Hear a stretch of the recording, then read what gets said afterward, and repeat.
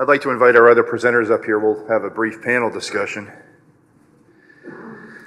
We also have a couple of additional panelists that work for the vendor companies that helped us get these user presenters up here today. Luis Duran from ABB and Chris Stogner from Schneider Electric, the Triconics business unit of Schneider. Please don't be shy. You know, last year this was definitely not a shy discussion. It almost evolved into a bit of a Donnybrook last year, so hopefully we'll keep it civil this year. It is a touchy subject for a lot of people. I've often found that talking about process safety is a little bit like talking about religion. So, you know, we'll try and keep that in mind as we go along here. But my first question, just to start off, and I guess this is, you know, the two end users can start off, and that would be, what would be your one piece of advice, since these are both sort of case studies on migration and modernization of safety systems? What would be your one piece of advice for users that are about to embark on a safety system migration or a modernization project today? Top priority, top one or two priorities. Probably the first thing that we really did that paid off was to look at the life cycle of what you were going to do for the whole project, not just going and installing the safety system. If we hadn't paid attention to some of that, it would have been considerably more difficult to do it right, and it would have been a lot more expensive. Good comment. Yeah, I think it's similar as Craig said. Indeed, have a strategy. You want to have that for a long time. And the other thing is plan, plan, and plan. Yeah, planning, I totally agree with that. Any of our supplier panelists care to comment on that? I know you're probably heavily involved helping these end users do these projects, so. Yeah, I mean, I think the thing, I mean, we've already talked about all the different benefits or the strategies, but I mean, I think in addition, is having a comprehensive plan when you have this migration of making sure that you're covering all of the aspects of the safety life cycle. You know, especially getting into the operate and maintain aspect, which I think probably doesn't get as much attention as the, you know, assess and define, design and build, and putting mechanisms in place that allow you to continuously monitor the health of your safety system, you know, as you go along. So you get this constant revalidation that the design assumptions that you made when you were doing your HAZOPs, you know, your safety system is actually working the way that that it's designed. Jan, would you care to comment? That should be on. Yes. Yeah, good. Well, it's quite obvious. Be compliant with ISA 84. Yeah. That's the most important thing. But I think that it's important. I would like to go back to something that was mentioned. Obviously, we need to comply with the, you know, industry regulations. That's paramount in order to, you know, obviously get our license to operate. That's very, very important in some geographies, maybe more than in others. Yep, comment on that. But it's really important to also take the opportunity to look into the goals. Technology is nothing but a tool. I'm going to go back and quote Mark from this morning. Technology is just a tool. So we have a tool at our disposal that we need to align with our goals. What is it that we're trying to accomplish? So it's an opportunity for us to explore how this change that we're facing, that is challenging in itself, can also allow us to have new opportunities that then needs to be explored with the different, you know, with the selection process to make sure that we're not only meeting the standards, but also achieving our business goals in the most effective way to our goals. From the operating point of view, of course. Well, please, if you want to comment some more, don't let me stop you. I saw you reaching for the mic there, so. No, I think that is important. Going back to my first days when I was an engineer, we had plenty of people in the plants to make a decision, and quite often it was the operator who had to make a decision. I think these days we typically operate the plants with reduced resources. The last thing that we would like to happen is of course having an incident or an unplanned event. So you want to be absolutely sure that the system is doing what it's supposed to do at that point in time, because quite often The operators are not there anymore. And I think on the other hand, and that's the other challenge, of course, that we have is we want to keep the plants running as long as possible. So we don't want to have any of these upsets. So having this group of people together, not only the design people or the safety engineers, but having a good mix of people with all those aspects is critical to design the system for the future. Good comments, thank you. Do we have any questions from the audience? I know it's the end of the day on the last day. We have a question right here, Alan.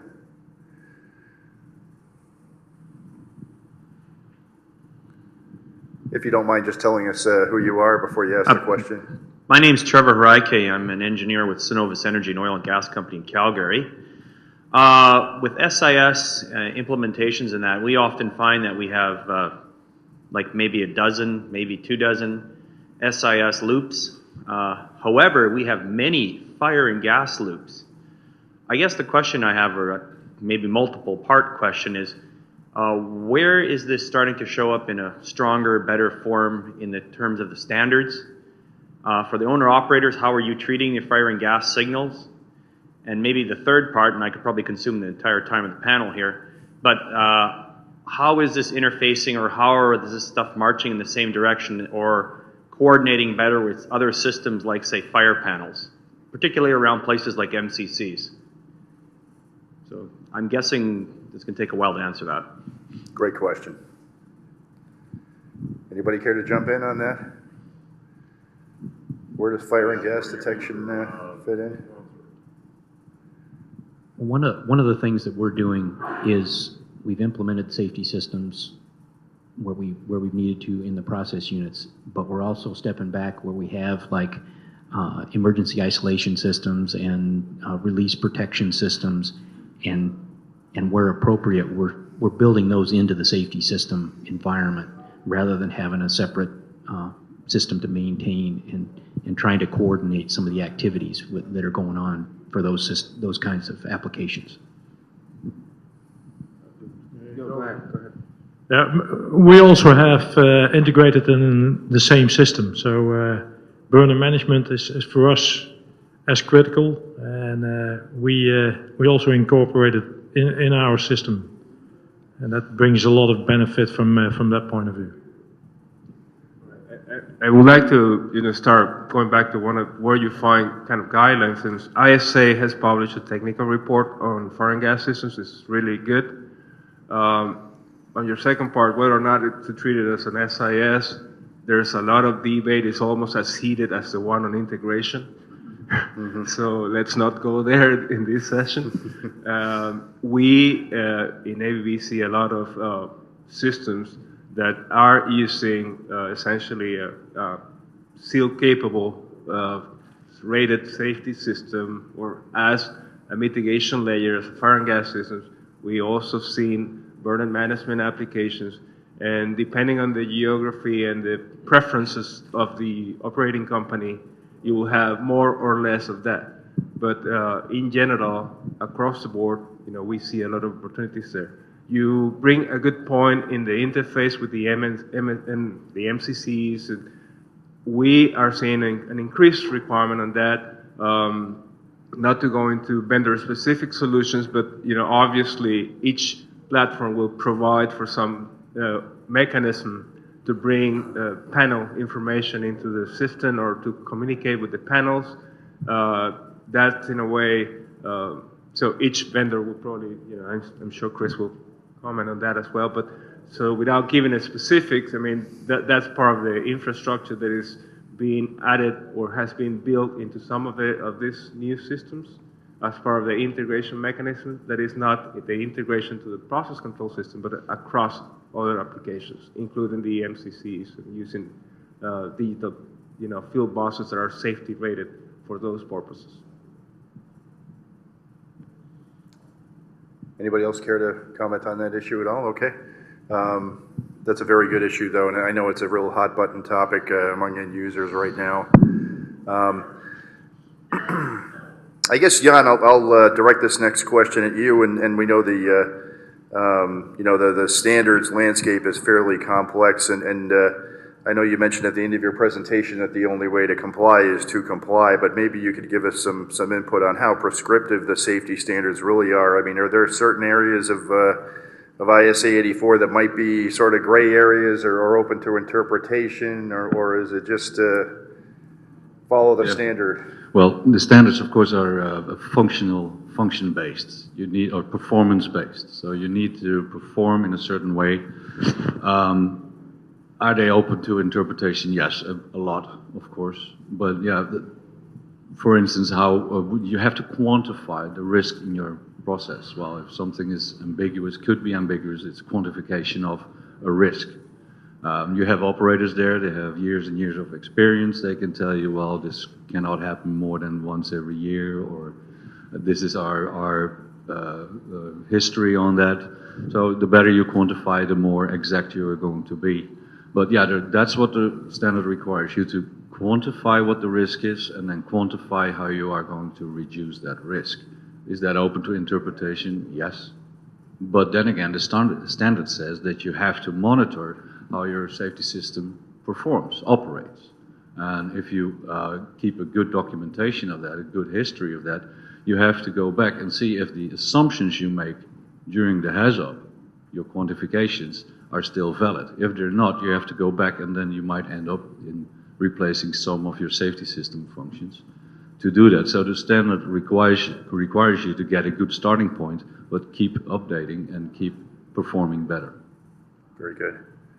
Craig or Joop, have you found this to be a challenge? You know, maybe some ambiguities in the standard, or what are the challenges the primary challenges you've had in adhering to the standards, I guess? Well, we basically depended upon our safety system provider to work those things out.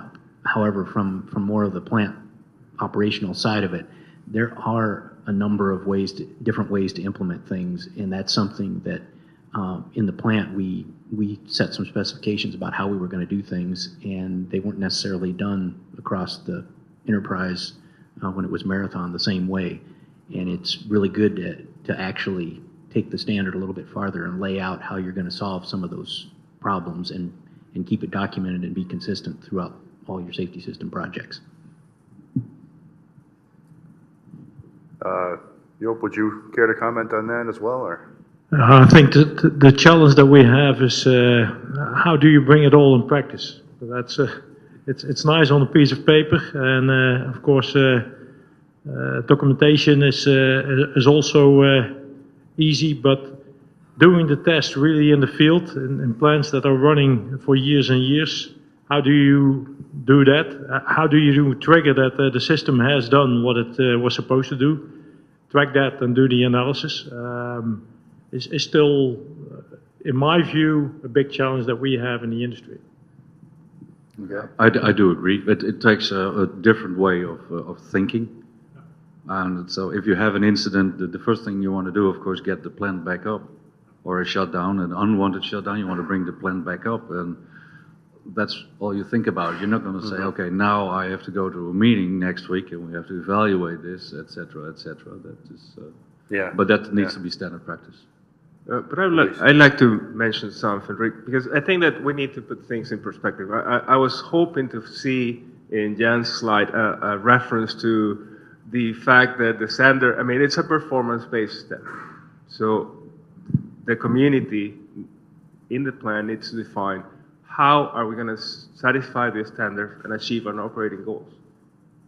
If we, you know, obviously, yes, the compliance is required. As I mentioned earlier, it is mandatory compliance in order to get licensed to operate in some places. So it's critical. Now, that being said, ISA 84 mentions this factor of the functional independence between the systems. That in itself, you know, it can mean different things to different people. Functional independence can be two completely different systems, or can be integrated, or can be interfaced. The only answer to that is coming from the plant side. How is that functional independence achieved, and how is that satisfying my safety requirements, and how I achieve my risk reduction? And now, obviously, if we go back to the concept of the collaborative process automation system that includes the safety aspect of it, the system has to, modern systems has the flexibility to accomplish those goals and suit the needs of the user different ways. But it's then how the user, in combination with the automation supplier, works to develop the right way for the plant to accomplish the safety goals. That's what we need to look into. Mm-hmm. So functional independence is there, and how we interpret that and how we implement that has to be part of our seal allocation practice at the end, if we go back to the standards implementation, and have to be well documented. And then, as Jeff's been saying, that has to be planned, that has to be tested, and have to be verified that to ensure that we're achieving the risk reduction that we need.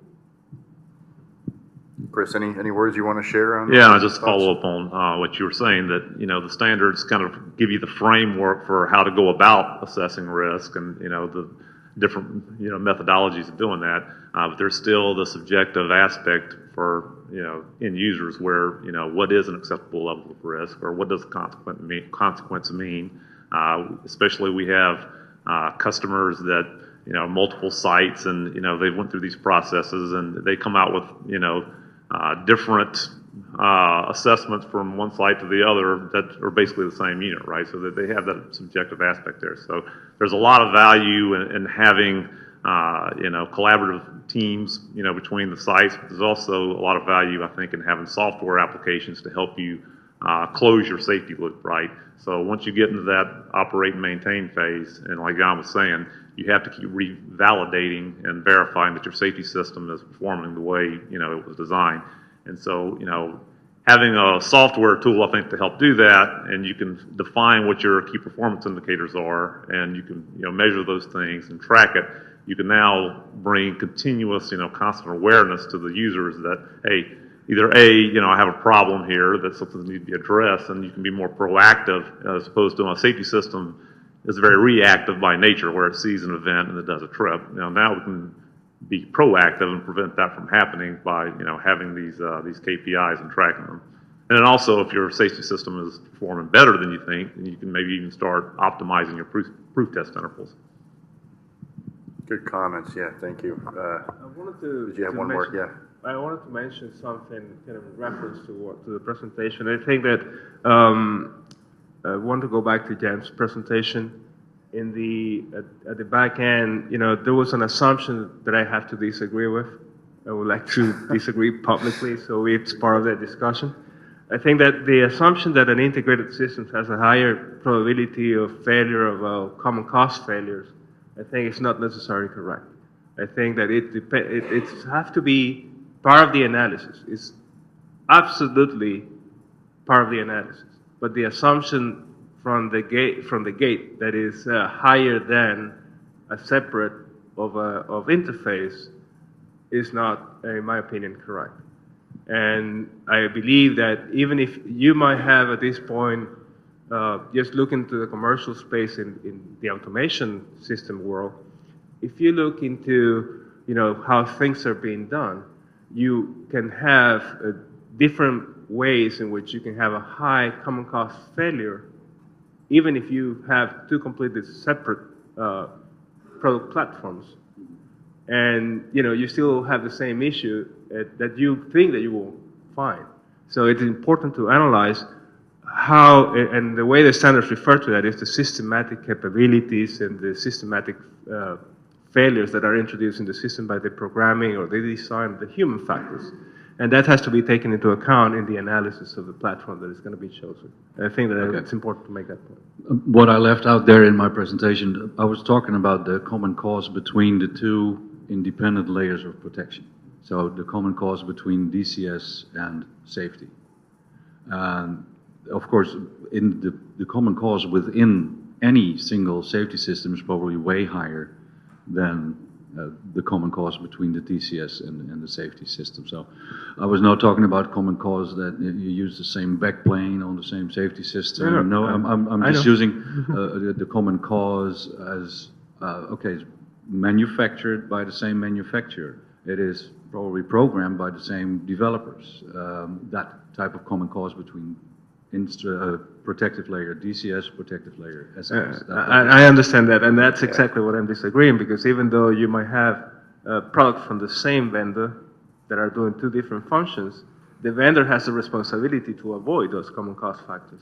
Absolutely. Well, and the bottom line is common cause factors should be minimized. They don't need to be ruled out. You just need to get the risk reduction you require. Yeah, I think we can agree with that, and I think we can also agree that it's up to the end user as well to do their homework and and make sure that whatever platform they're investing in is going to provide them with adherence to the standards and so forth. So we're at our time limit right now, unless we have another question from the audience here. But again, this is a really interesting and challenging topic, and I want to thank everybody here for sticking around until the end. I'm very pleased to see so many people still here in the room, and I want to thank our panelists and presenters here today. I think they did a great job, so please let's give them a round of applause. And